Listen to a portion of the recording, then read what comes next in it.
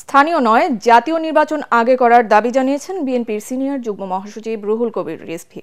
ঢাকা ও কুমিল্লায় আলাদা দুই অনুষ্ঠানে তিনি আরও বলেন, জাতীয় নির্বাচন বিলম্বিত হলে অন্তর্বর্তী সরকার প্রশ্নবিদ্ধ হবে। রিজভী বলেন, বিগত 15 বছর পতিত স্বৈরাচার আওয়ামী লীগ জনগণের ভোটাধিকার কেড়ে নিয়ে এক ব্যক্তির শাসন কায়েম করেছিল। ঢাকায় আগারগাঁয়ে গোল টেবিল আলোচনা শেষে কুমিল্লার মেঘনা উপজেলা বিএনপির সম্মেলনে যোগ দিয়ে রিজভী আরও বলেন, দ্রুত ভোট আয়োজনের মাধ্যমে এই সরকার জনগণের হাতে রাষ্ট্র ক্ষমতা ফিরিয়ে দেবে।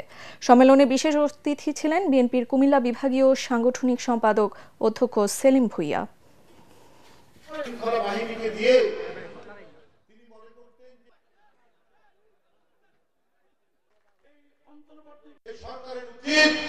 সর্বাগ্রে জাতীয় সংসদ নির্বাচন দিয়ে গণতন্ত্রের যে যাত্রা, গণতন্ত্র এবং সংস্কার দুটোই কিন্তু চলমান প্রক্রিয়া। জনগণের যে দাবি জবাব সুষ্ঠু নির্বাচনের জন্য আরো এই কাজ করা দরকার, সেটা পার্লামেন্টে আলোচনা হবে, রাজনৈতিক দলগুলো সেটাকে তুলে ধরবেন, এইভাবে সংস্কার করতে থাকবে।